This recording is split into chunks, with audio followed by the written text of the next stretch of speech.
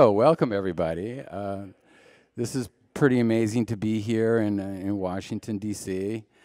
David and I were here 4 years ago, and it was just really incredible, the energy. And I mean, really, a lot of the ideas of our collective consciousness, started here, illuminating the collective consciousness, as we know. And I mean, being in this building here, the Quakers, really has significance for David because his people originally were Quakers and came over here on the Meriwether, I believe, and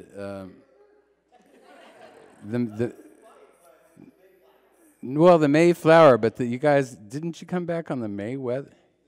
Speedwell, something like that. So anyway. This is pretty amazing to be here. I don't know if you guys live locally or whatever, but the energy of this place is pretty cool. This journey that we're all on, this illuminating the collective consciousness, is growing, and it just feels like we are all sort of remembering that. And thank goodness for David and his work to help us stay on point and be clear with our awareness. Personally, for me, I mean, being his friend for all these years, it has helped me immensely. It's such an honor to be in this great group of people that traveling across the country and meeting all you great people and tying all these things together. And we've created such great friendships. And I hope you all exchange information and become good friends also. But none of this would have happened without this guy over here saying this crazy thing, illuminate the collective consciousness. And I really feel that it's happening, and it is a great honor to introduce my dear friend, David Lawrence Palmer.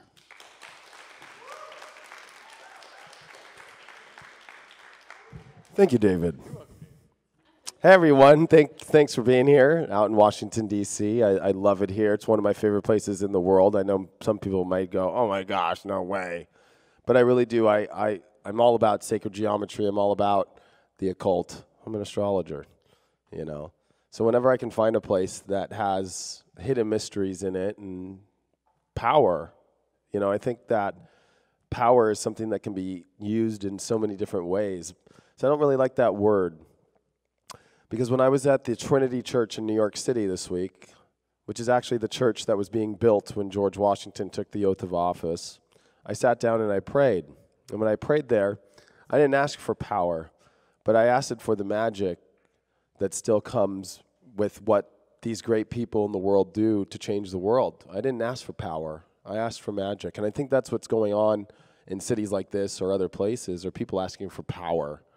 And when people ask for power, I think they can get it, but then, you're either Harvey Weinstein or, what was his name? Wasn't he New York? Wiener? I feel really bad for Wiener. But, that's the thing, is magic right now is something that's coming up in the world. I think that it's been something that's been suppressed very deeply. And I think that the beauty of, whether we call it the consciousness being illuminated more or this really powerful awakening that we're going through right now, it's important to remember that it is magic, that there is a magic quality to it, and to not be afraid of it. And I think there's a lot of fear around magic, whether the circuses tried to make astrologers and spiritual gurus freaks, which actually, ironically enough, happened the last time that Neptune was in Pisces, which is now. So are we going to become freaks again, or are we going to rise out of that freak mode? That's coming in the next 6-7 years, right? But we're at the peak of the Neptune transit, which the last time was 1848. It went to 1860, and then guess what? Yeah, it actually went to 64, but when you got to the 1860, things about the Civil War started coming out. And when it comes to the spirituality right now, there's a spiritual war going on, unfortunately, on the same token of whether or not right now, as spiritual people, is there a battle of how spirituality can be? And I think that's something that really comes up really strongly in the new age community, which I had a very interesting conversation with an astrologer a week and a half ago at the United Astrology Conference. He goes, no, I'm not a New Age astrologer. And I was like, that's an interesting way to look at it, because what is a New Age astrologer, or even the New Age, which is using the background of the planets to understand where you're at in an age. That's all it means. So when all these people in the spiritual community go, I'm New Age, it's like, do you know what that means? Right? Like, it's kind of become more of a trend now. Like, oh, I'm New Age. It's like, do you know why you're New Age? Like, do you know how that comes about? Because when you come into the astrology community, and this is what's going to bridge into today's talk, which is mainly about the future of the government, which is why I'm here to talk about this and how it's going to affect all of us. Of course, we're going to touch on a lot of other subjects, so I don't want you to think you just didn't come here for government class today, because that's not why you're here. But when you actually take this notion and you look at, there's traditional astrology and then there's New Age astrology. Traditional astrology doesn't even go past Saturn. Oh, you can't see it with your eyes, so why even mess with it, Then there's New Age astrology, which is about using the background of the precession of the equinox, which, if you don't know what that is, the cosmos are moving because we are at a wobble. And it's about understanding, using that platform of the cosmos to understand the age that we're coming into, which Mayans use this kind of same presence of ages. They use their own time system, though. And so what's really going on right now is this new age that's forming, and I can say that I'm a New Age astrologer. And I believe that there's a new age coming. And every couple thousand years, you can see this major shift in the universe, like, whoa, what the hell happened? What happened to those Egyptian dudes? Looked like it was pretty cool. But then just, whoosh, you go back 2,000 years before that, what happened in Mesopotamia? That looked pretty cool. Whoosh. We're going through that same vibration over this next 150 years.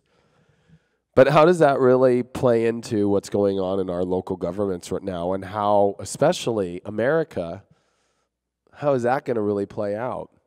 If we take a look at all the astrology transits that are happening here in 2018, 2019, and into 2020, so we'll just keep this real simple. You've got Pluto in Capricorn, which was the last time that, right now, as we speak, Pluto at 21 degrees and 20 degrees of Capricorn was when they did the Boston Tea Party. Okay? We're going through that right now. And you can see, when you look around the world right now, about people, yeah, F this, or I don't like this, or yeah, I don't, like Boston Tea Parties are going around now like they're like the local raves, you know what I mean? It's like, man, people are just like, I fuck this shit. Like, Boston Tea Parties are happening everywhere. For those that don't know what the Boston Tea Party was, there was tariffs, of course, which I think is even more ironic that at the same time we have a president who all he's talking about are tariffs. There's no coincidence with all this kind of stuff, right? And so England was, of course, putting more tariffs on the tea that they had, and people were pissed, and they were already being taxed in every way, and they were being used in every way, so they rebelled and had it, basically ruined all the tea that, was being brought in to kind of wake England up, or the British Empire up, like, hey, we're not going to take crap from you. There's a lot of that going on with women's rights right now. There's a lot of going that with gay rights, with Black Lives Matter. There's a lot of that stuff coming up right now, which I think is important when you look at the way that the astrology is. But at the same time, you got to remember that Pluto in Capricorn, which is a 248-year cycle. So, of course, if you do 248 years ago, we were in the 1770s, and we are at these last parts of it, because in 2023, guess what? Pluto comes into Aquarius, which that is the line to which, if you look at the Declaration of Independence and everything, that's in 1776. It was Pluto coming to the line going, all right, we're doing this. So there's a little bit of time right now, but what does this all mean? Let's also combine that the planet Neptune is in Pisces, which it wasn't in Pisces during that time. It was actually in the sign of Libra, which was kind of this spiritual quest of fairness. Now we have Neptune in Pisces, where it's at its home sign, which was the whole beginnings and the start of the Civil War, which was a spiritual ideology of who's more aware and who's not, or who's more conscious or who's not. And even deeper than that, it was this whole idea of the gold rush and going west, and you're going to find something. And there was not much found there except a guy who made Levi jeans and some really cool land. But the universe tends to pull us to places for some reason. And right now in the spiritual community, everybody's being pulled, kind of like the gold rush, but really don't know what it is that's being pulled out, if that makes sense. But if you look at American history, what happened with Neptune and Pisces? All the beginnings and the peak, and what happened at the end of Neptune and Pisces? When it went into Aries, Civil War. It was also the election of Lincoln right before that, which was a guy that nobody thought would win, an Illinois boy who, was the first Republican president. A lot of people were like, oh, hey, he's not a Whig or he's not a good Democrat. He went his own way and won. There's no irony that people going their own way and winning during Neptune and Pisces somehow have a great effect in this transit. The other thing is we have Uranus and Taurus right now, which just entered on May 16th. And actually, technically the 15th, but on the 16th, they finally said, I'm in. And if we look at American history, when Uranus was in Taurus was when we were building more and more ships, airplanes, and anything for a war we weren't even in, and we sold all of our crap to England to help them out. It was also the time in which we created the factories that were creating canned goods. Ford was the #1 producer of vehicles at that time, just massing producing vehicles, and vehicles were coming out on the road.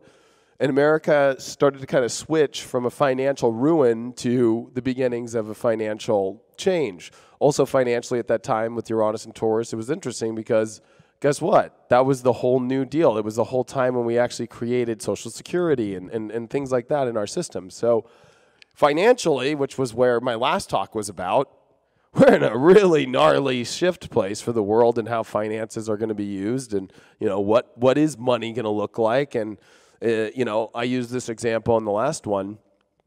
If we go back to 1775, when the Continental Army was raised, a year before they declared their independence, the Continental paper money that was given out had no backing. They just printed money and said, join the war effort, join the war effort.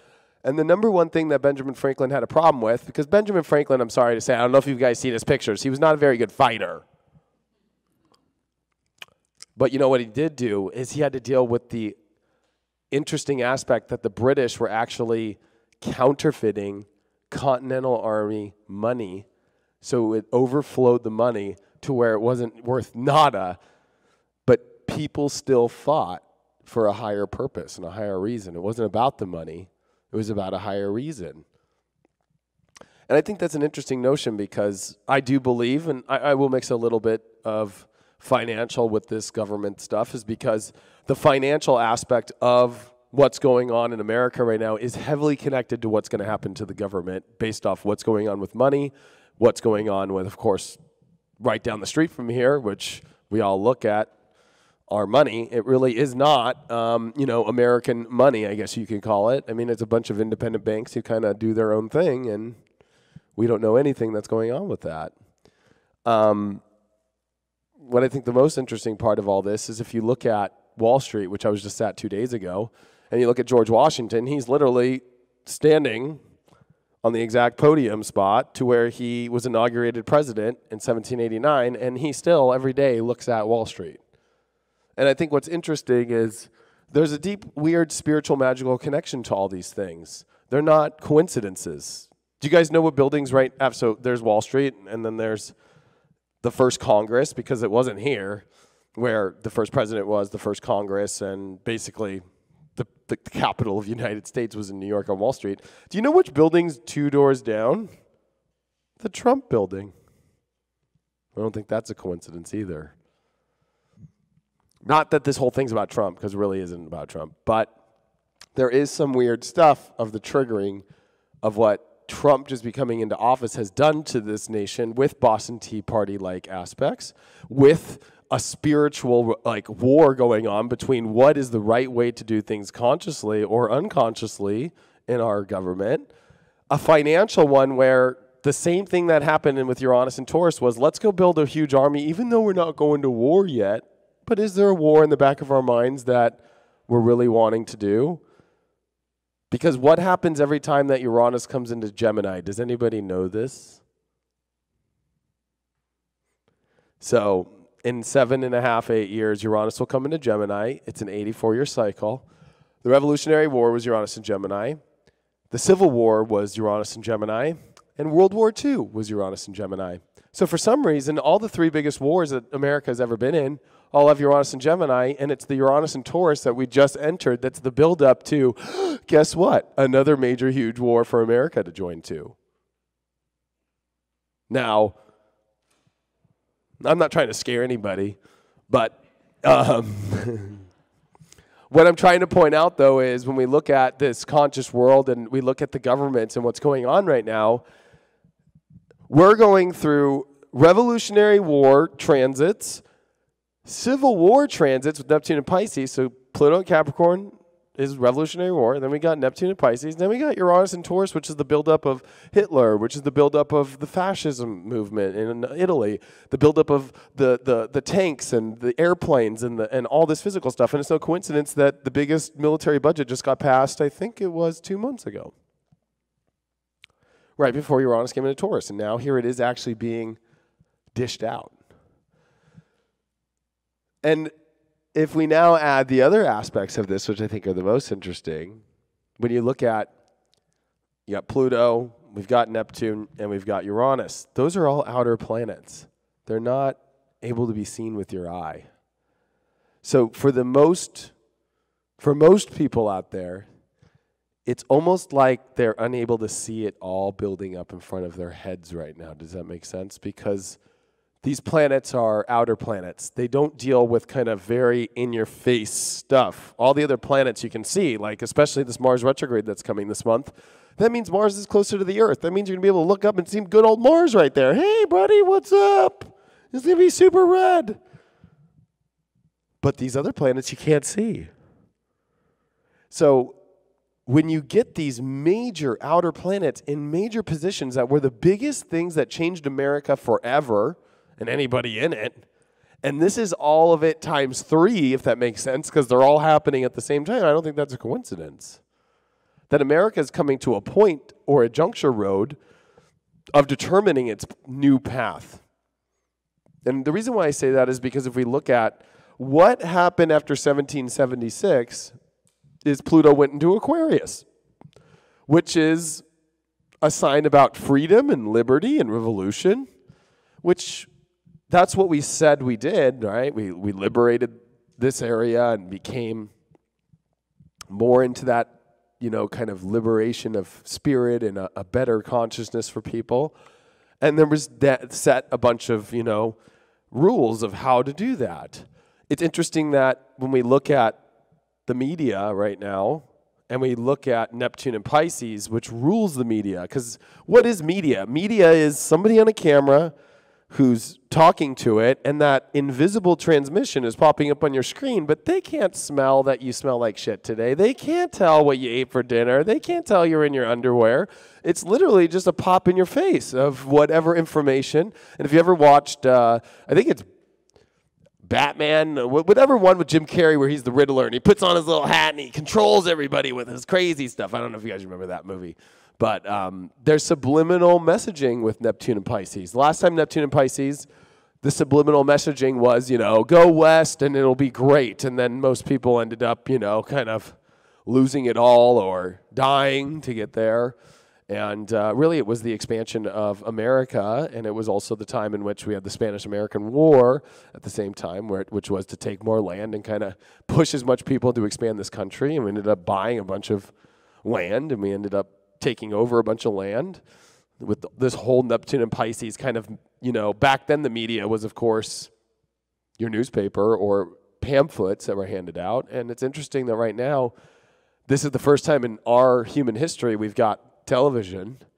And I think we all subconsciously, if you look at TV from the 60s or the 50s, there really was a genuine heart behind it, Like when you watch a show on TV back then, it was just about the show and to feel good. Or if you listened to the radio back then, it was, to feel good or feel like there was some sort of positivity behind it. But when you watch it now, there is a subliminal spell that is being positioned to people to position them on what side they're going to be as the decision for the new way the government works.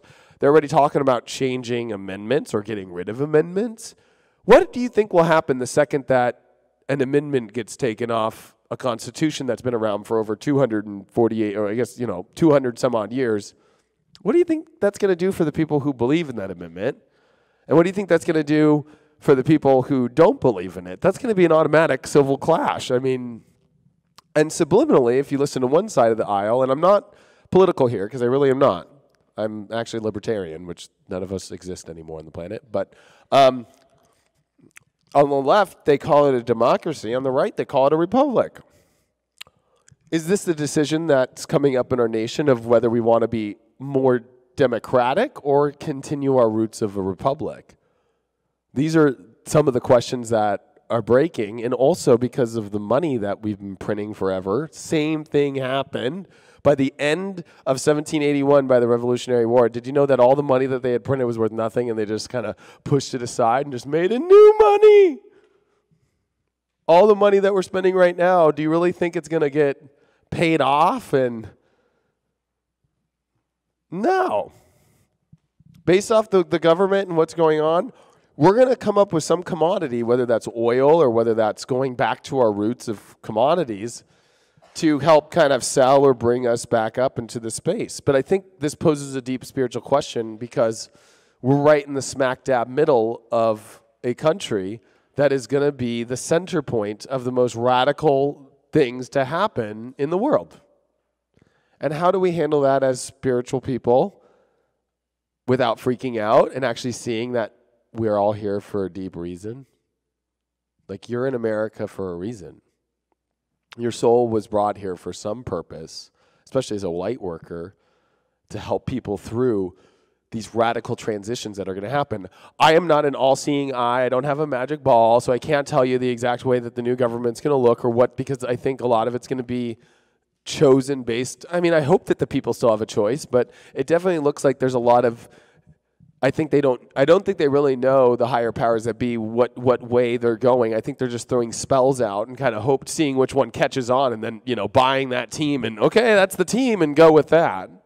But I think we're all here to keep everybody sane through this transition.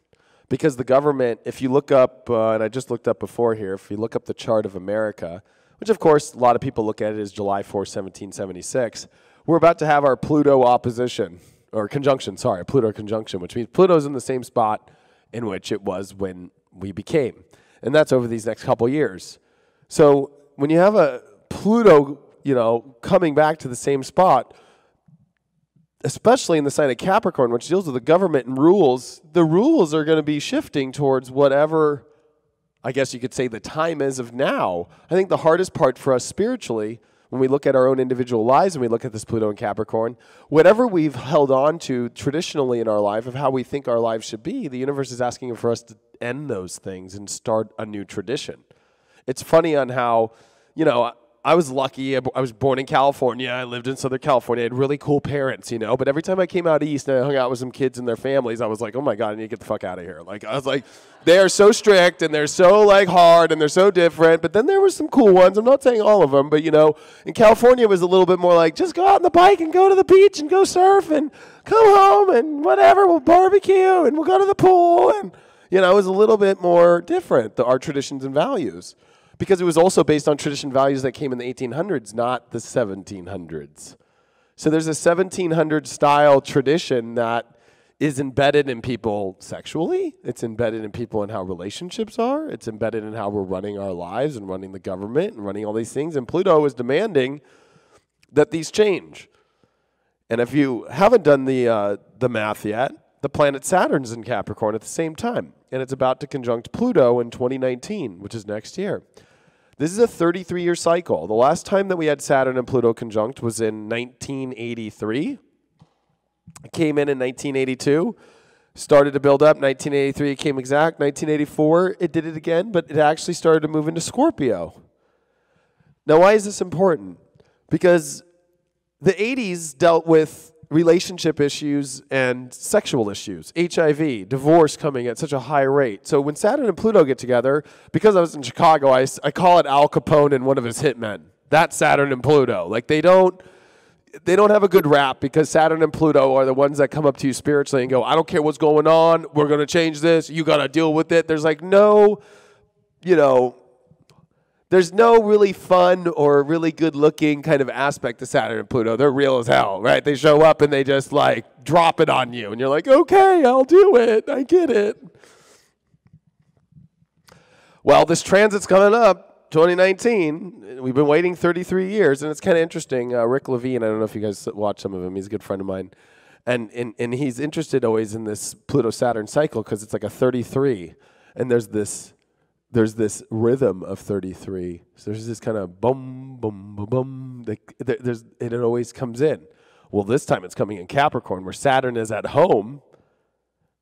That's its most favorite place. It's dealing with traditions and government and all this stuff. And the last time that Saturn and Pluto conjuncted in Capricorn was in 1517. Does anybody know what was in 1517? Close. No, it was the 1200s. It was the Renaissance. It was Leonardo da Vinci painting all of his paintings and doing the Sistine Chapel, and it was the Renaissance, and it was a great time. So what does this all mean? It's an ironic place we're coming into. At one point, the way that I've kind of started this talk out with is show you that, yeah, some really gnarly shit's about to go down. But at the same time, every time that these transits happen with Saturn and Pluto is always the most changing of the world forever, and it lasts for hundreds of years. And what's interesting is that this one is also going to be joined up with Jupiter in 2019, because guess where Jupiter comes at the end of 2019? Capricorn. So the last time that Jupiter, Saturn, and Pluto were in the same sign of Capricorn, and by the way, when these all three come together, you're dealing with the two biggest planets, and you're dealing with Pluto, which is the most intense. So it's like, it's bigger than it could get, right? It's kind of like, get a sumo wrestler, and then get, I don't know, Superman, and then, you get them all into one spot. And that's what's connecting right now. And the last time that these planets happened in this spot was all the way back in 1282, which was the ending of, like you said, the Templar Knights. And it was the control of a church that wanted to control the way that things were in life and created traditions and values that set it in stone. And then, unfortunately, there was something called the Dark Ages in the 1300s. If you guys know, that's the Dark Ages. The good news, though, we're not going into that, everybody, because the last time that happened, the planet Uranus was in opposition to that, which Uranus rules people. So it was against the people, control against the people. The good news is all this is happening with Uranus and Taurus. It's like for the people. Magic spell of this Neptune media culture. And do you think, I think it's funny, if you look at Big Brother right now and you look at China, have you guys seen 220 million CCTV cameras that are looking at everybody and looking at what you're wearing and what you said and what political affiliation you are? They don't need to do that in America. You got your Facebooks. You got your Facebook. They already know a lot of weird things. They know more than the CCTV cameras. So, we're at this really big juncture point here because the truth is the way that whatever is going to happen in this government shift that's coming in this time period is basing it off of this kind of big brother looking at what people are into, what they're not, and what their trigger points are. So it's all a Decepticon to rally people up, use the energy to get them against something that maybe they want them to get against, or they know what those trigger spots are. And I think what's dangerous about that is this is about a higher consciousness, which doesn't form any, predetermined ideology of, no, this is the only way it could be, or this is the way it should look. Because when we get stuck into this ideology of like, spirituality looks like this, I do yoga 5 times a week, and, I eat vegan, and, it's like, I don't do this, and I don't, it's like when you start getting into that world, it's like the spiritual community breaks apart more. And there's a lot of that coming out as well subliminally, too. So it's kind of a weird spot when you think about what's coming on in our consciousness right now, because all these, like I said at the beginning of this, are major transits that haven't happened all at once ever, number one. They were all individual events that created these big wars or these big things and the changes in how the government was. But here they all are happening at the same time. Now, why is that? I believe that we are coming to a peak of energy over these next couple years. Which, when you come into a peak of energy, it's always because, it's kind of like the zit needing to pop, you know what I mean? It's kind of like, we're sick of looking at it, like you could put a Band-Aid on it, but I don't want to look at it, and finally, our country and the government and the way that it looks is about to make a major choice in what it's going to do with its financial dealings and, more importantly, what it's going to actually be. And the only thing that I can really look at using the media as the media storm, whether you're on the left or you're on the right, is democracy or republic, and they kind of subliminally get people to think democracy is democracy, and they subliminally get people to also, remember them about it's a republic. So, and people kind of don't know the difference, I think they did a study where they asked everybody, like, okay, is this a democracy? And like, I think 85% of the people said, yes, it is, when that's wrong. This is actually not a democracy. It's not. It's a republic.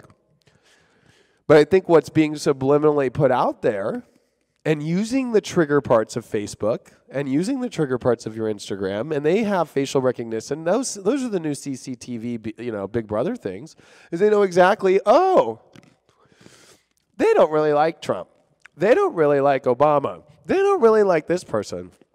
Okay, make sure that the ad is... Have you ever seen those ads now? They have like little banners on the top. I actually did one myself just to prove it worked. And I got like 200,000 views in a day, and I was laughing so hard because I was like, all I got to do is this,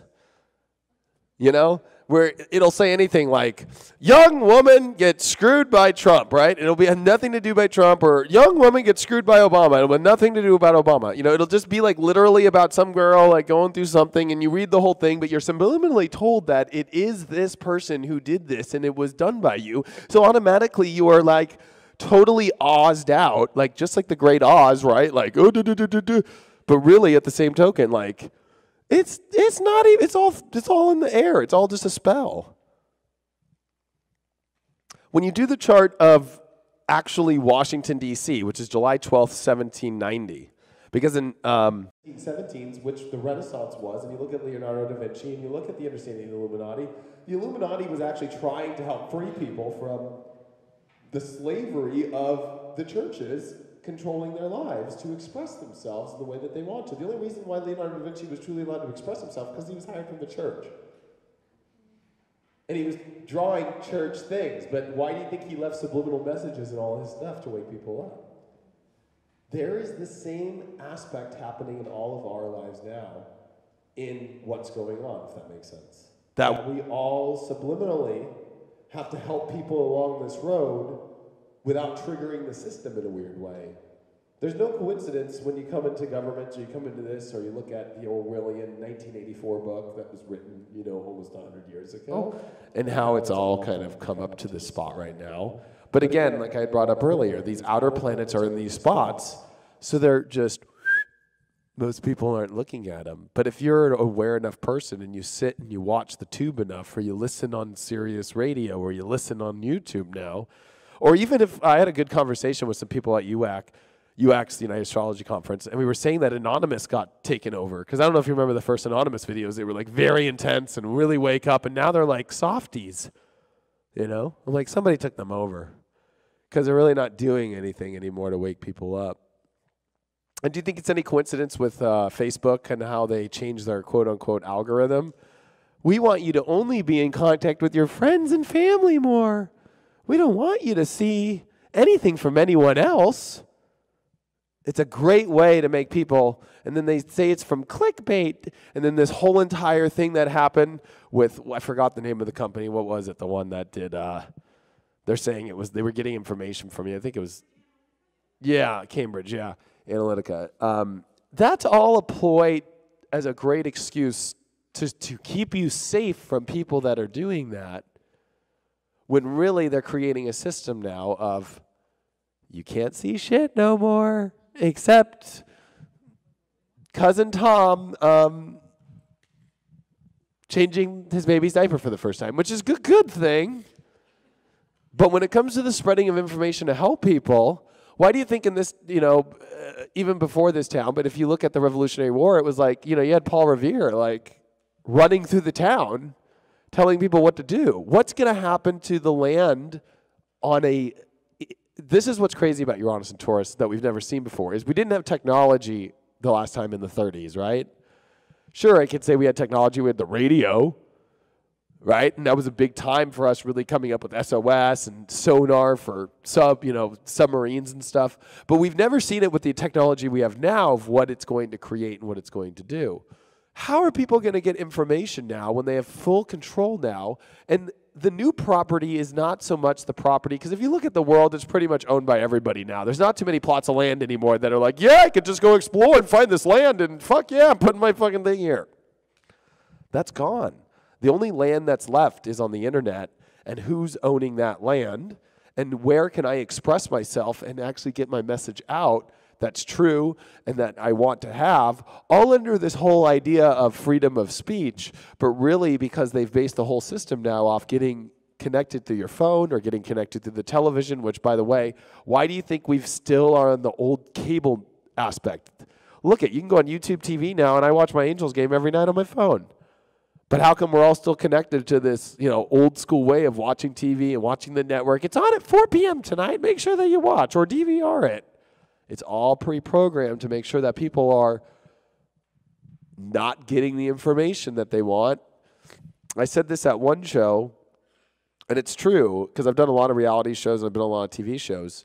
When I did a show on BET about their different stars and which ones are better in coupling and stuff, right? It was like Beyonce and Jay-Z, and it was like Will Smith and Jada Pinkett and all this stuff, right? So I said, like, hey, and this is in 2014, I'm like, Beyonce and Jay-Z, this is some shit gonna go down.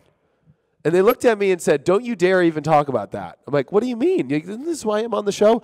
They're BET people, and if we rub them off wrong, then if they leave the network, they're two of our biggest stars. I'm like, well, so then what's the point of me being on here? It's entertainment.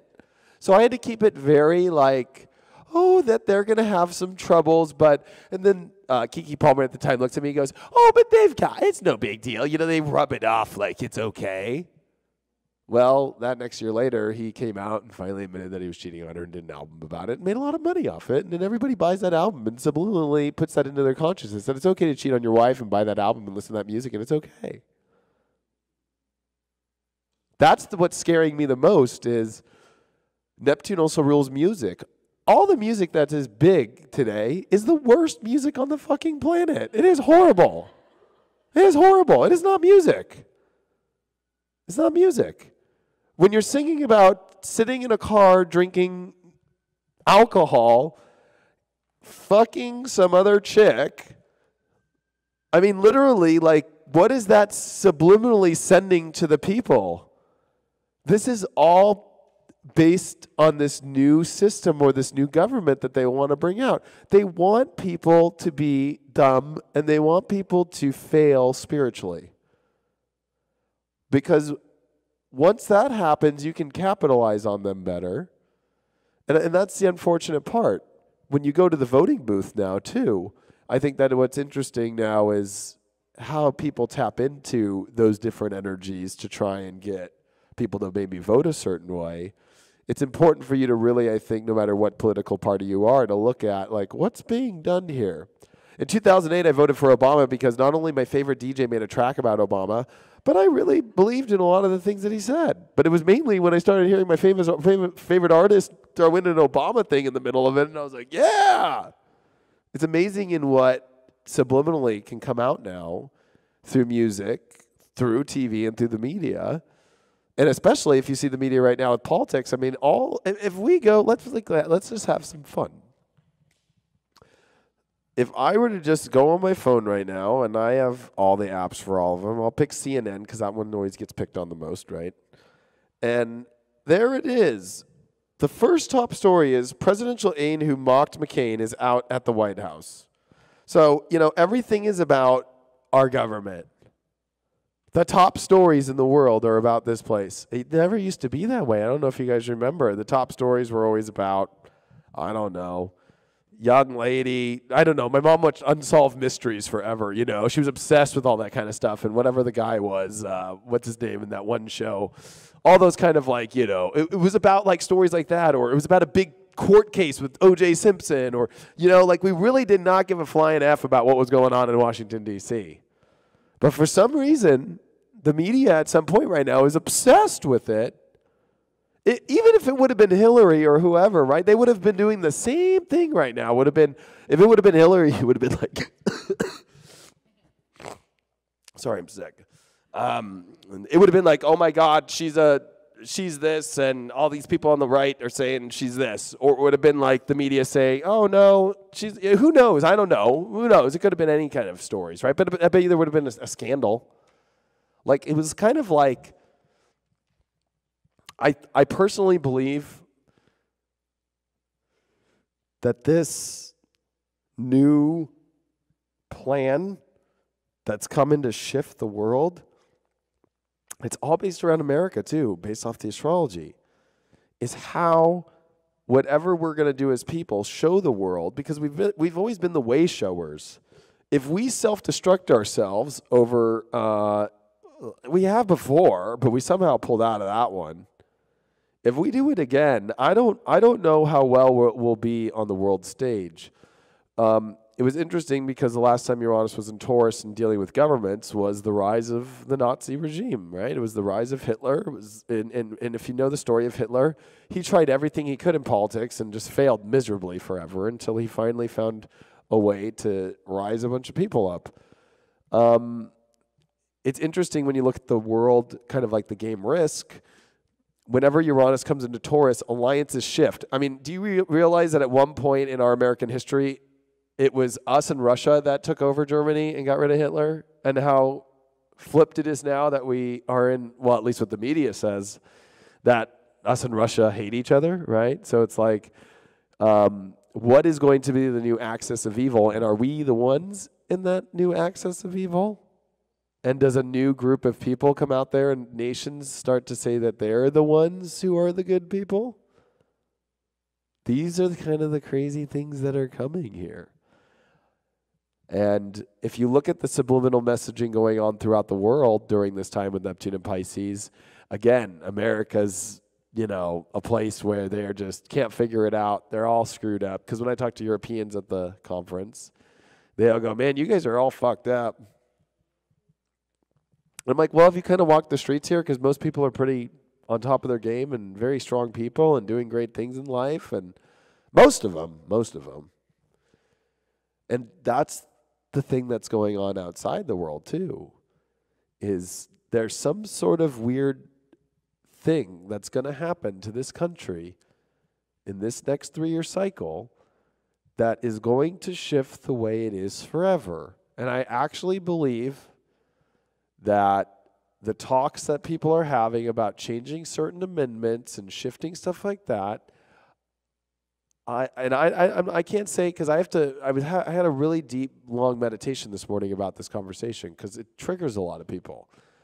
I can't look at it from my own view of how I would like it to go. I erase that when I look at this. But based off traditions ending and based off the Aquarian age that's coming in, and based off Jupiter and Saturn, which after they go through Capricorn in 2019, guess what? They jump into Aquarius, and this will be the first time that Jupiter and Saturn are in air signs in over 200 years. Jupiter and Saturn are a 20-year cycle, and they've been in earth signs for the last 200 years. Now they're coming into an air cycle for the next 200 years, which is our heads, our mental intelligence. This is going to be a battle for the mind. And I think the scariest part of spirituality right now in the spiritual community, like I said before, is if you do this much yoga or this, you're spiritual. If you don't, you're not. The same thing is applying in our government and how we live our life. On what side are you on? What team are you on? And the last time this happened with Neptune and Pisces was the Civil War. But what scares me about this transit that's coming up on all this is it's a Civil War transit, it's a Revolutionary War transit, and at the end of this 7-year cycle, it's a World War II transit, And actually World War II started with Uranus and Taurus, but it happened outside this country. And somehow we jumped in. We just happened to jump in on the right team. Do we jump in on the wrong team on this next one? I don't know. But to bring some peace and ease to this conversation, and I want to come back to the magic of this place, is that I do believe that embedded in this city and embedded also in New York, because you can't forget about New York. New York is the financial hub of America. It is where more protection is around there than just as much as the White House. And that is where the first Congress was. That is where the first president was done. Of course, 9/11 and all these events that happened were all trigger points to change the way that this country operates and runs its rules of what this last 15, 16 years was about your privacy. Why? Because they knew at some point, once they have your information, they know how to trigger you, and they know how to use magic properly. It's a lot easier to do a magic trick on somebody who's easier fooled with it about the card trick because they've never heard about it before, and they know that going into it. But if you pull the bunny out of a hat and they've watched 5 videos of a bunny in a hat, well, you probably don't want to do that magic trick on them. And that's how the magic is being used at this moment. But the positive in this is I believe that our founding fathers knew about this magic. And I do believe that whatever is about to come here, that this is the greatest rise of spiritual, empowered people than ever. And so this is what the dichotomy is at the same time that there is so much suppression to try and control and manipulate the world, there is this massive rise on the other side at the same time that is here to take care of it all. So that's the only way it works though, right? You know what I mean? That's how the universe works. And so I actually don't believe in the latter part of this conversation of the negative parts. I actually believe in the higher purpose, that I actually believe that this country can actually change to be a leader in a very more positive and spiritual way forever. When I was outside with the VIPs, it was interesting because this is a meeting house, and Quakers don't believe in any denomination, right? It's like, if you're into Satan, that's cool. If you're into, I don't know if you guys saw, Planned Parenthood was under the Leo King coming into here. If you go into the bathrooms, it's a gender neutral bathroom. Really, Quakers are all about neutrality. And I do believe that we are coming into a place, and especially Aquarius is a place of neutrality, that we're human. And I think that's what this is all going to come down to, is at the end of the day, is this going to be about controlling people or anything, or really finding out what humanity is now, and what is good for everybody instead of one group of people, or what is good for everybody instead of, one political party. And that's, I think, going to be the difficult call coming up, is people having to find that human spirit. Because I don't know if you guys know the numbers. Do you know how many percentage of the people joined the Revolutionary War and fought, and the other percent that didn't? It was 19% of the people who joined the Revolutionary War, and 81% sat on their porch smoking tobacco and waiting to see which side wins, to basically say, okay, I'm a redcoat with you guys, I'm British, or no, okay, I guess I'll go over here and be with you guys. Am I a Tory or not? It's kind of the question. And I think when we look at the spiritual awakening that's going on the planet right now, we're seeing the same numbers. I see through my YouTube, it's 25% men and 85, or it's 15% men and 85% female that watch my videos. And so when I look at that number and then I hear the number of statistics dealing with the Revolutionary War, yeah, there's about 15% of the people that are willing to kind of wake up and do something about it, and another 85% that are just waiting to get off work to go shovel themselves with whatever until they just don't want to do any work, and hopefully it'll get fixed, or whatever. Who knows? But I believe that the suppression that is coming of the voice, because what is fake news? Do you think fake news has to deal with fake news about Trump or Obama? That is not the whole point of fake news. The whole point of creating fake news was that anything that hasn't been verified by a scientist, anything that hasn't been verified by some whatever higher calling, once you attach fake news to it, things like Facebook, things like YouTube and stuff, oh, it's astrology? That's fake news. That's pseudoscience. Blocked. That's what's coming in 2019. With Jupiter, Saturn, Pluto, South Node, eclipses, all in Capricorn. Can you ask for more What does Capricorn rule? The rules, but more importantly, it rules the jail. Not the spiritual jail, but the actual physical jailing of the law of the land, how the law should be, who owns it, how it should be. You know, I always call it the chastity belt in the zodiac, because it's kind of like, you can marry my daughter once you've been here 5 times. And, you know, if somebody has Mars in Capricorn and they're going through a Pluto transit, I'm like, oh, you haven't had your sexual fucking revolution yet. You're still fucking telling me that. I want to laugh so bad.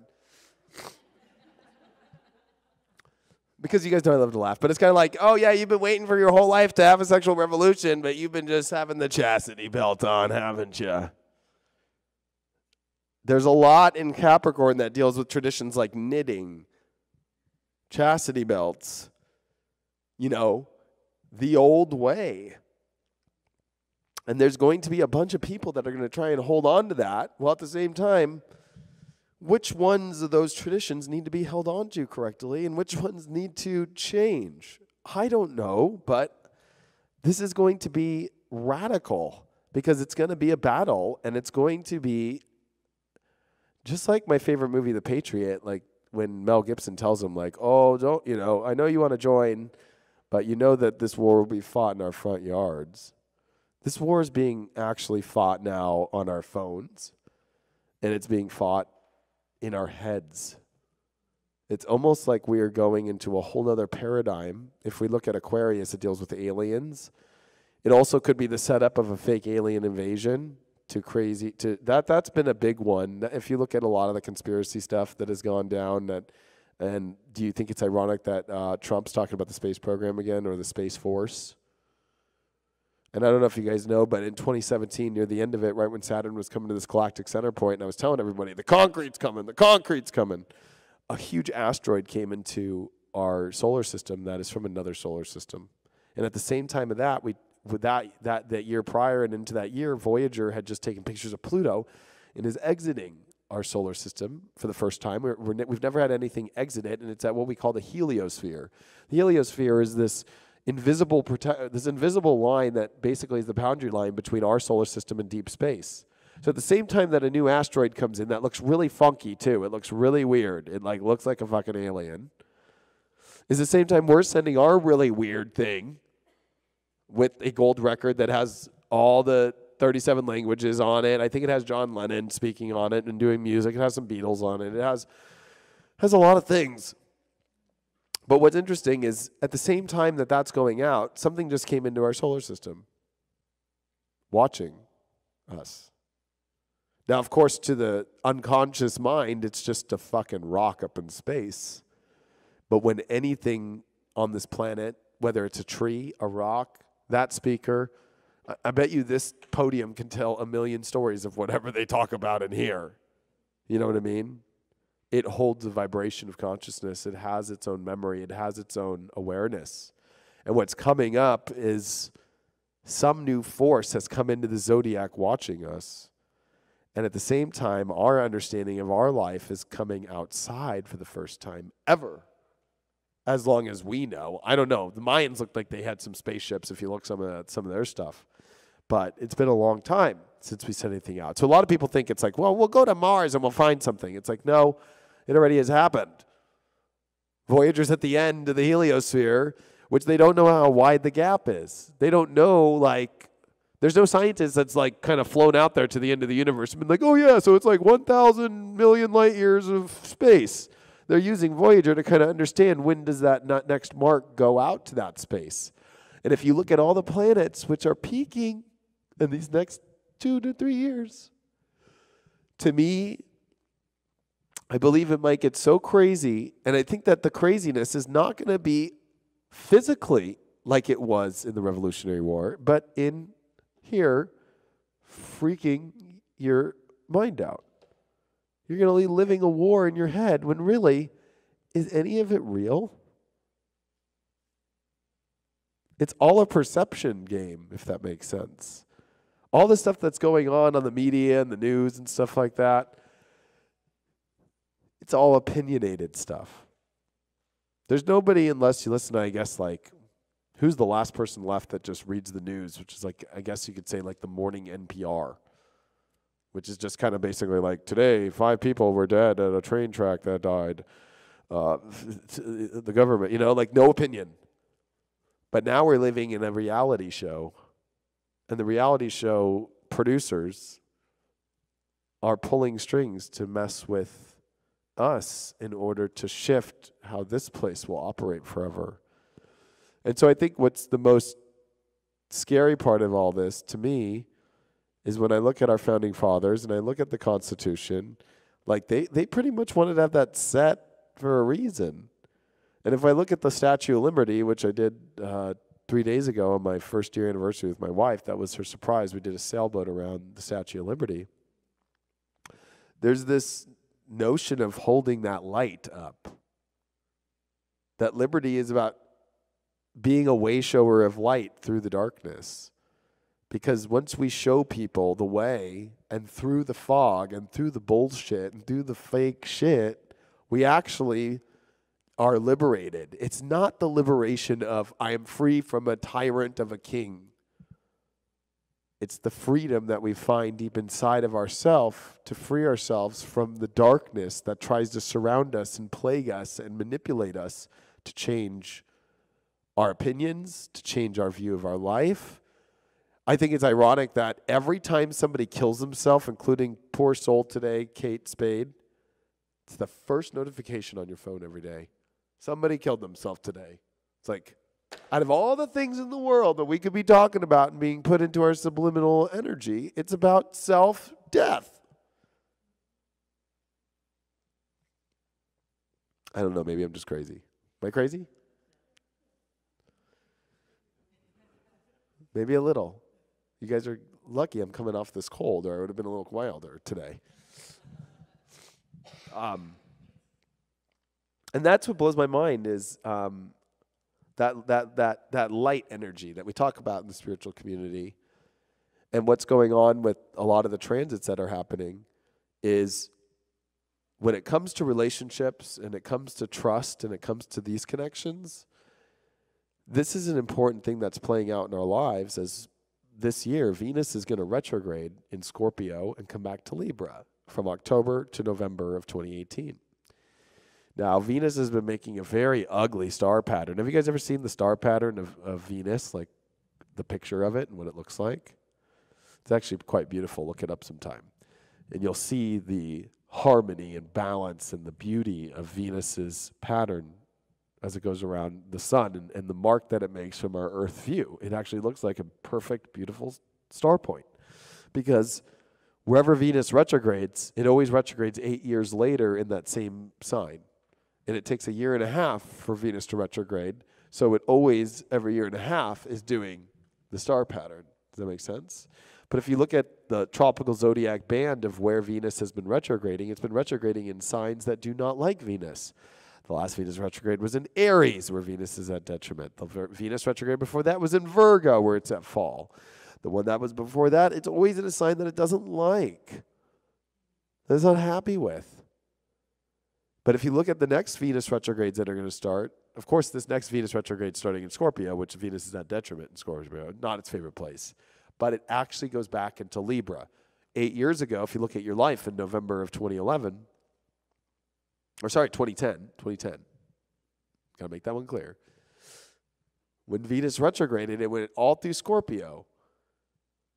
And it almost, if you look at your life and your relationships and how you deal with your projects and what you're doing, it was like kind of, I don't want to say it was a little bit of a fool job, but we always like feel like, oh yeah, like the true Venus energy. I'm going to feel good. This is a good thing. And the things that we change in our life from this point are going to be awesome. But it was in Scorpio, so it kind of revealed a truth that we didn't want to feel. This time, Venus actually comes back into Libra and comes direct. And it'll be the first time that we're going to have Venus in its home sign of Libra going direct. And if you look at the Venus retrogrades that come after, they're coming in signs like Pisces, where it loves to be, and so much happier. You know, have you guys ever seen the picture of Venus from the 1500s of in the clam, right? The beautiful woman coming off, right? And this beautiful picture. We at United Astrology Conference, a lot of us astrologers were talking, and how in our lifetime, especially these last 100 years, like the understanding of beauty which was around during the time they were building buildings like this, or even during they built Washington, D.C., Venus was retrograding in very Venus-happy aspects. But if you look at what we've been through in the last 50 some odd years, we've gone through the worst Venus transits of our lives. So beauty, harmony, relationships, all this shit has been hell. And we've never actually, if you look at a painting, just go to any museum with any beautiful painting from, 1500s and beyond. You are mesmerized because you've never seen anything that beautiful in your life. But us as souls have never seen that, actually in physical form here. Of course, we could see it through a painting on a wall, but we've actually never felt it in the energy that's coming. So at this crazy, wild, crazy time with all this crazy stuff that's going on, there's a huge light that's turning on with beauty and with harmony and with relationships, because let's be real, relationships have been a really funky place for the last 33 years based off the last Saturn, or the last transit of Pluto-Saturn. It's just been a lot of hard work, which really I don't think relationships, I hate when people say relationships are hard work. Based off the astrology, it's not hard work. We're connected. We get it? All right, easy. But I think the notion that it's hard is because we've been going through the roughest Venus-ruled transits of our lives on top of the Pluto-Saturn going through Libra and Scorpio, which is very, very harsh about trust and sex and connection and love, relationships. So this Venus transit, and by the way, where's Jupiter right now? It's in Scorpio coming direct. It's about to clean out all this stuff. But it also, if we look at our lives and we look at what's going on, there's a big decision we all have to make before we jump into this crazy loony bin that's about to happen on the planet. Is who are we aligned with? And the reason why I say that is Chiron is in Aries, just came in, and then it's going to go back to Pisces. And it's rubbing what we call the beginning and the end of the zodiac. And Chiron is always, a great loss and a great healing spot, and also where we can feel alone. At the same time that all this stuff is going on, especially with, I don't know if you've looked at the astrology in November yet, but holy whoa. This Venus retrograde thing is finishing up. Chiron's coming back into Pisces. Uranus is coming back into Aries one more time. There's a major call inside of all of ourselves, because this is going to be the biggest show we've ever seen in our lives about who we choose to be with in our life. And I've been saying this on every video, and I have to say it because when it comes to the government, and when it comes to how we're going to deal with these government changes and stuff, isn't it going to be a lot easier when you have somebody that, you feel good with? And I'm not just talking about love. We're talking about friendships. We're talking about people, because guess where Mars is retrograding this year? Aquarius with the South Node. These are karmic people that are popping up out of nowhere from past lives and everything, and reconnection. But is this reconnection what we really need, or am I clearing the karma? There's a lot of karma clearing in relationships in 2018, because 2019 we're definitely going to need it. It's not going to be so much about, oh yeah, another past life fucking issue, or another project that I just did where, oh, they said we were doing this and then they didn't show up. How many of that have we had in our life, Or if you're single, oh yeah, no, this is going to be great. And then it's like, no, that Tinder date went bad. So it's important to pay attention to the people in your life for this year, because they are the key. Because Chiron is the key of a life you're going to choose. And the last time that Chiron went through the spot was in 1967. And what happened in 1967 was the love revolution and the decision, are you going to stay being a hippie, or are you going to come back to reality? And a lot of people made a big choice in their life at that point, individually in themselves, of what they identify with spiritually. That's what the end of the zodiac is where you spiritually align, and the identity that you're going to wear with that is the beginning of the zodiac. So some people are going to be switching their teams, per se, whether it's relationship bound, religion bound, and spiritually bound at the end of this year, based off who they're with, who they're connected to. Or it's also just the doubling up on, we're going this path if we're already on it, if that makes sense. It's kind of the big call of like, I'm on the ship, don't worry. But the universe will bring heavy doubts at the end of this journey. Do I really want to do this anymore in my life? Do I really want to be in this relationship? Do I want to be doing this project anymore? Is this really the things I really want in my life? We don't know till this stuff comes up. But it's all in good reason, so it can align us with where the future of the changes of the world are going to happen. Because if we have that figured out, it's a lot easier. Because that's the last thing that you want to be doing. I always make this joke, because I was in the military and I was in a lot of past life wars. You know, it's like, last thing I need to be dealing with while I'm on the firing line is getting a phone call from like my ex-girlfriend saying, "Oh, my fuck you." It's like, no, I can't do this. I'm trying to shoot, you know. So, you know, in the middle of all that, and I is getting that area figured out. And I know it might sound like I'm a lunatic, that I truly believe that by the end of 2018, and especially when Uranus enters Taurus in the very first couple months of 2019, that I feel like relationships are going to be one of the most beautiful places we've ever felt in our lives. And if you look at the peaking out of like Tinder and dating apps and, you know, even the social media aspect, I think that we all like have had this kind of spiritual radar on of looking for the right business partners, looking for the right lover, looking for, and we said a lot in a lot of other stuff is this whole twin flame thing. You know, and twin flames are more than lovers. They're people who we know we came here to do great work with. I believe like George Washington, and I don't know if Jefferson would have been his twin flame, but, you know, maybe Ben Franklin, I think they had a little bit more in common. I think, like, there are twin flames that come in that aspect, too. Or I believe in twin groups. Like, I believe in a group of people that are meant to all come together. There's a past life regression that I did. I used to be part of this group called Soul Garden. I don't know if you guys have ever watched Christopher Witecki on YouTube, but I used to be part of this spiritual community like 10 years ago. And we had all realized after hanging out for years that we were all in a boat sinkage together and died. And we all had come back together to deal with all of our karmic shit. And once we had dealt with it, we all don't hang out anymore. Some of us do. I hang out with David still. But David was part of that group. So when we look at the future of the government, what about the people that are in government, that especially this year is an election year, that are coming, and these transits, how are they going to affect them? And of course, when is the election? In November. During this extreme transit of relationships and people picking sides and all this new stuff, the November elections will determine a lot of what is going to be what we see the future looking like based off this stuff. So that's a lot to kind of process. There was something that I was actually processing while we were on this break, and everything that we've been talking about today is, you know, at the end of the day, there is a dark force in the universe and there is a light force, right? And the way that it looks, usually, right? Like, we use this expression. I forgot who I had a conversation with the other day. It's always the people who I was on the smoking patio in New York with some person, and it's always the people who look like, you know, everything's perfect and everything, who are the assholes who don't, you know what I mean? Like that, you know. So like the light can sometimes look like the light when it's not. The dark tries to manipulate in ways that look like the light.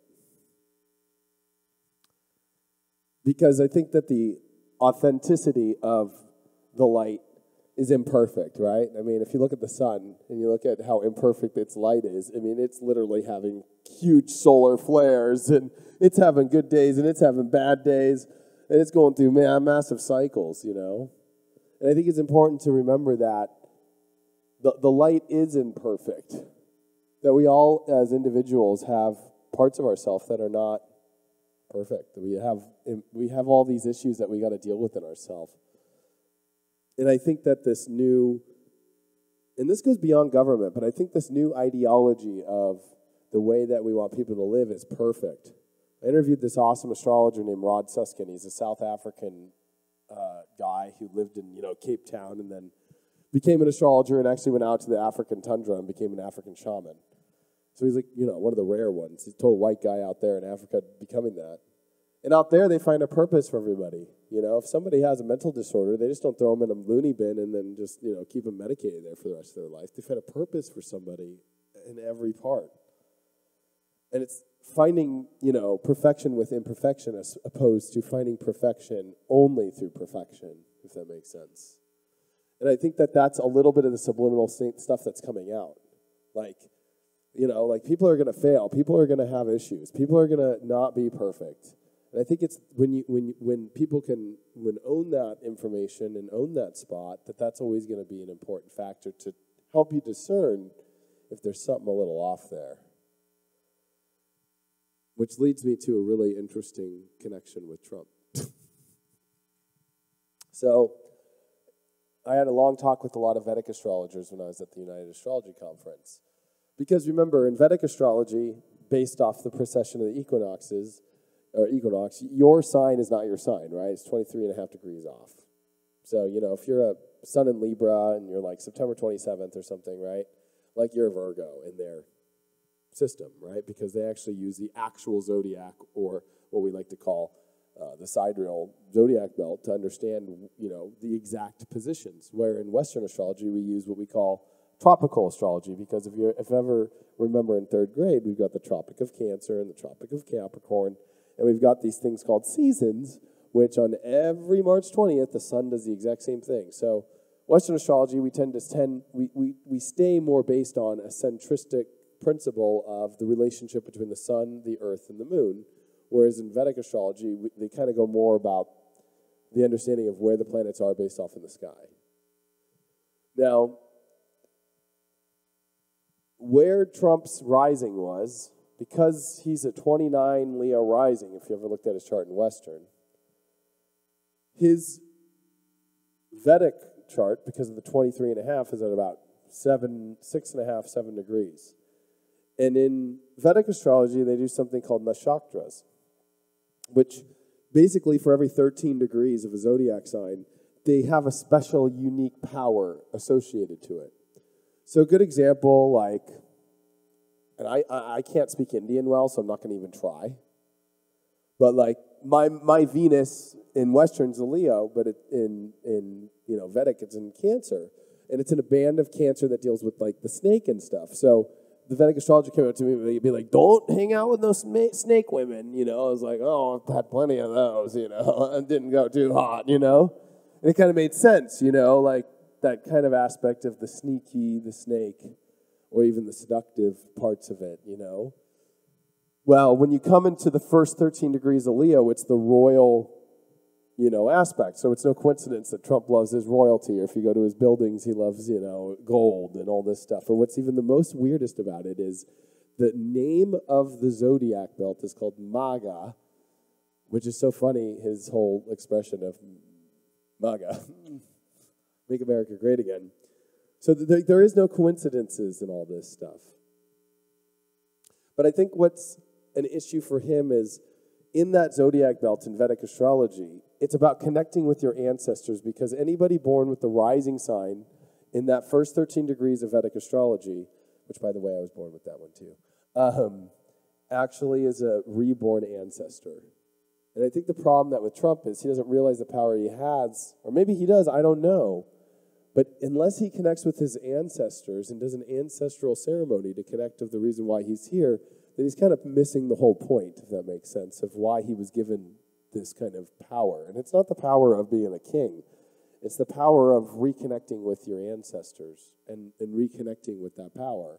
And I think that's what we're seeing the problem with the whole situation is, and I actually learned a lot from this Vedic astrologer, because it made me realize, wow, that's all the work I'm trying to do, is reconnect with the ancestors all the time and reconnect with the reason why things are here, or spiritual connections in our past lives and all this kind of stuff.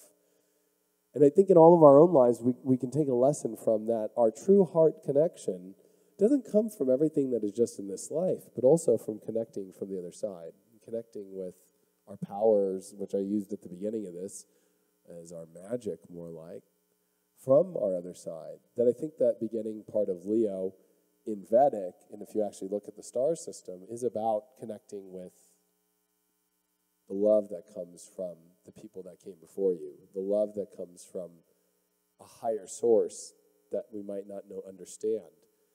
And when you miss that spot, you're missing something. And I think when it comes to this political world, I don't know. Either he's a secret agent or he's fallen onto the wrong team or something. Who knows? But if you ever looked at his chart, it's like the gnarliest chart I've ever seen. I've done astrology for lots of years. Some of you have had readings from me, so you guys know, like, this is all I do. And if you look at Trump's chart, and every astrologer knows, it's like, who the fuck is this dude? Like, whoa. Like, if you were to rate top charts, I guess you could say, as most extreme, he would have it. I would literally put him at the top chart I've ever seen in my life. And this is all separate from any political bias or anything. Like, this is just like looking at him as a soul. Whatever he's here to do is massive, and I don't know what it is. I don't know what it is, but I know it's no coincidence in all the things that I brought to you today about Wall Street and his building next to it and the first Congress, all the way to everything that's going on right now with fake news and a thing against the media when it's the same thing that, happened in the 1860s. And I mean, there's just way too many weird connections to it all. And so when I was in New York, it was really weird because when I brought him up, half the audience was triggered and half the audience wasn't, right? Because in New York, if you're a New Yorker, you kind of like him, but if you're on a certain part of the city and you're having a bad life, you don't like him, right? So there's kind of like a mixed feeling about him in the audience. And so somebody came up to me on the question and answer, like, so upset with him and everything. And I basically looked at her and I just said, listen, like, your dissatisfaction and unloving aspects about him are just you and your mere reflection of yourself not being able to love yourself. Because if we look at him as a figure in our political world, whatever side of the fence you're on, whatever you're triggered by, which a lot of people are triggered by the positive parts of him, right? Like, oh, he's real, and da-da-da-da. But then there's people who are triggered by, oh, he's such an arrogant asshole, and da-da-da-da. And, as being a Leo, I can see in my life, people think I'm an arrogant asshole because I have the Leo King logo and stuff. The whole astrology conference gave me snickers and sneers for the first 2 days until they talked to me, because they thought I was all show and no dough. Like, that's an expression in golf, drive for the show, putt for the dough. But whatever's going on with him in his chart, it's so incredible that he is the catalyst of something. And I want to bridge this politics-wise with this Jupiter-Saturn conjunction coming, because in January of 2020, when we have Jupiter and Saturn move into Aquarius, every president that has been elected or not, elected in a 0 year. So go back to Ronald Reagan, 1980, shot, survived. Go back to JFK, 1960, shot, killed. Go to, I think it's Garfield, right? 1 year in office and dies. Anybody that's been a president elected in a 0 year has died or almost died or been shot, but everybody's died except Reagan. And how ironic that Reagan had Nancy, who said, okay, the astrologer's planning everything. Get you know what I mean? And Reagan just basically sat there and goes, yes, darling, okay. So if Trump gets reelected, you all know what I just said. Because I don't want to put it out there, right? I don't want to be that person. But based off these Jupiter-Saturn cycles, because that's what it is. It's 20 years. Jupiter-Saturn is always on a 0 year. It's exactly 20. The last Jupiter-Saturn we had was in the year 2000. So, it's kind of a weird thing. But I guess at the end of the day, I think the most important part of all this is like paying attention to whatever's about to happen. Whoever becomes the president of 2020, whether it's Trump or not, which I actually don't think he's going to make it there based off the astrology. I think that either his health is going to come up with something or he's just going to get over this and he's too stressed and he wants to live his life without stress. I think the stress on him is a lot right now based off his chart, because he's going to be having horrible aspects to his Venus, horrible aspects to his Saturn with all this Pluto Saturn stuff that's coming into Capricorn. He was born with Saturn and Venus conjunct in Cancer at 23 degrees, and exactly where Pluto's about to oppose, where all this stuff. So, I mean, it's going to not be a fun deal, if that makes sense. Like, it's not going to be an easy thing, and it's going to, I think, be very difficult. And who knows? I've even had crazy premonitions from my guides that say, like, I don't know, he has a health issue and Pence is president for a moment, you know, and who knows what goes on during that kind of thing. But I can tell you that whatever happens in the 2020 elections is the most intense catalyst of whatever's going to happen to the president of the United States that changes this place forever. Which I've got a weird feeling it's not him. I think there's going to be somebody else that everybody looks up to again, a lot like JFK or something like that, and then there's a perpetrated, you know, issue or a killing or something that really rattles this place during the most potent time of our astrological connection to our country's astrology, to Washington, D.C.'s astrology, to everything is all peaking up at that time. So when I tell people about Trump, and right now, I laugh and I go, this ain't shit. This ain't shit. You really think this is a big deal? Stormy Daniels and all this stuff, whatever. It doesn't matter, like, because I know what the crazier stuff that's coming. This is the warm-up. And if you're having trouble with the warm-up, oh, God bless you. Because this is just like the kindergarten of the events that are coming in our astrology with politics, presidential aspects, reinvention of it all, and it's all going to be pretty intense. So, but it also sings very clearly, and I think that's the hard part, is where is this whole divisive line on what side are you on in your political journey, because the same thing happened with Neptune and Pisces, and which side is right and which side is wrong, you know, is a very hard one, because back in the last time we had Neptune and Pisces, it was about slavery. This time it's really weird because it's about whether we stay with the traditions of our country or try a different way.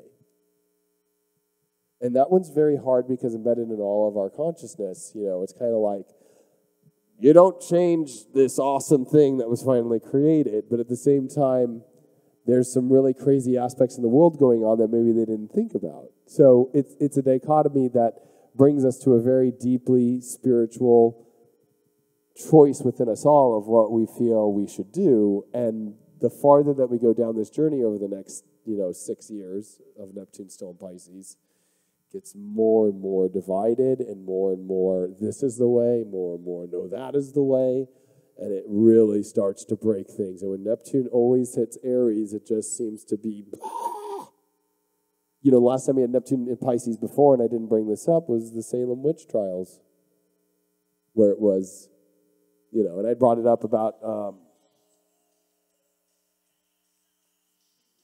that's my official ringtone now, you guys know. I live in the danger zone. So, I love that movie. I actually cry every time I watch Top Gun. You guys want to know why? Because every Top Gun was written by Jerry Bruckheimer in his studios, and then they also did Days of Thunder, which both the movies have Tom Cruise. And actually, Highway to the Danger Zone was actually made for Days of Thunder, the NASCAR movie that he did, but it sounded better with the Top Gun and made Top Gun sell better, so they actually went with that. But both stories are about a guy, he's cocky, they know he's good, he finally reaches the top. He has a horrible crash on both movies where he has to face his most deepest fears of his whole entire life and get through and become the winner in both things. And when he does at the end, you just, as somebody like me, I just cry like, oh my God. And it's so sad that these are the movies that make me cry. But they're both the exact same movie, just with different scenarios. And cool music from Kenny Loggins. Anyway, correlation in all things. I forgot. Days of Thunder took me off what I was talking about. Yes, thank you, about the Salem witch trials. So the interesting part was about the Salem witch trials was, so the last time Neptune was there, it was this whole what is this best spiritual way?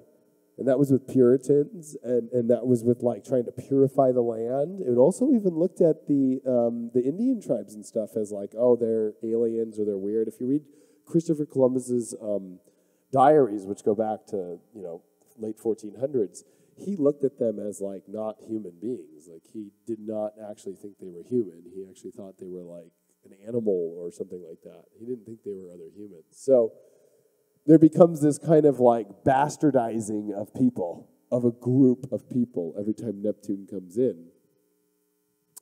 Because some people ask me, well, Neptune's in its home sign. Isn't it about compassion and love and romance and spirituality and stuff? I'm like, of course it is. But how do you think the universe teaches you the highest form of compassion? Let's bring in the opposite of compassion and let's see if you can find it in the middle of that. That's like the way the universe works, right? So, you know, as a Leo or in any of your signs, when like Jupiter comes in your sign, everybody goes, oh, this is going to be great. And then usually it's like, oh, fuck, this was hell. What happened? I thought this was going to be awesome. It's like, no, Jupiter taught you the most about, do you know how to be you? Do you know how to be really you? So if you're a Scorpio and Jupiter's in Scorpio right now, like, are you really doing the real shit? Or are you faking certain things? You know, like Scorpios have a big question right now in their life of, am I really me? Am I really getting what I deeply desire emotionally, or am I kind of not? So Jupiter teaches us a lot in that sense. But, you know, whenever you have like Neptune in its home sign, it's going to teach you compassion, but in the most extreme ways, from what I've seen from American history, at least. And at the same time that we had not only the Salem witch trials and the last time that it was there, you could go pre that to, so 1692, and then that would have been the 1530s, which was right after the Renaissance period. And there was again another part of like, okay, is Illuminati or, and I hate to use that term, but was it more about like the independence of artwork and literature and that, or was it the church's way? And again, there was another battle of which way is the best with the last time Neptune was in Pisces after the Renaissance period. And so every time that Neptune comes into Pisces, it just seems to rally up this division between two opposing sides. And I don't think that it's a coincidence that it's in the background happening in our politics right now in front of our faces and our phones. And we all try and buy into a side. And we saw what happened in the last Civil War. I mean, I think it was the greatest thing that ever happened, but at the same time, that was the most death of like one of our wars ever. I mean, it literally was very, very harsh, because how much deep spiritually, emotionally that people invested in their side was overwhelming, right? Whereas in the Revolutionary War, you could barely get 81% of the people to even join the cause. But in the Civil War, especially in the South, they were so riled up about their side, everyone joined. So it was like the opposite. It was like 85% to 15% joined the cause. And how ironically at the time, too, which there was this switching of teams of general, right? So the best general in the American Army goes to the fucking Confederate side. And it was like, what the hell? So you got to think about what's going to happen here in politics of people jumping sides or aisles. What if Trump decided to run as a Democrat or something? Or he switches in the middle of office to helping the Democrats? Or, you know what I mean? Like, these are the kind of weird things that are going to go over these next couple of years. Where it's like, what the heck? Out of nowhere, flip-flop. People start to, you get to see where people really are with Neptune and Pisces spiritually and where they're at. And so this is going to be a really fun show to watch. Now, I'm somebody who wants to be involved, so I'm going to be part of that 19%, but I think the deep question goes to all you is, where do you want to be with all this? And do you know how to find the third eye? Which is no coincidence on our dollar bill that we have this third eye at the top of the pyramid, because it sees through both sides. It sees the higher version of all this. And that's why these higher people in higher up offices used Freemasonry and all this stuff, because they saw things from a third perspective. They didn't get caught up in the rat race in the middle of it all. And so it's going to be interesting to see if we can all, as light workers, not get so lost in the sign, because that is Pisces. We get lost in it, and then the next thing you know, it takes us the place that we least expected. You know, and I use the gold rush as the best example, because my family did that. We're going west. We're doing this. And good thing my family was smart enough to not go for gold, but brought all the most expensive jewels and diamonds and hid it in their wagon and made it across and created the first jewelry store in Oregon and got the first car. And then literally, my family then went even more west into Portland and created the Oregonian newspaper. And my family thrived from not following the way. My family was smart enough, and in our diaries, I have all the diaries and the pictures, that they brought all the precious jewels and diamonds that they knew wouldn't be out there to sell, and killed it out there. So there's a part in all of us where whatever's coming in the government and in the way that they want us to live, like, use your own third eye now. Use your own guidance, and don't get lost in this kind of battle between what's right and what's wrong and all that stuff. But it's a hard one, because there might be something that pops up that feels so right and wrong. Like, I know in myself, when I look at the Civil War, like, I totally would have been on the right side, right? I don't believe in slavery, But it's like whatever issue's about to pop up, too, at the same time, it might be something as extreme as like, yeah, this isn't the way. It seems to be just from what's been running nonstop is guns. That's what it looks like it's going to be. So, and at one time, I think slavery, I don't know if it was, I'm really done with my American history, as you can tell, but I don't know if slavery was actually in the Constitution. I just think it was kind of a thing that was talked about. So I think this one's a tricky one, because it's actually something in the Constitution we're thinking about changing.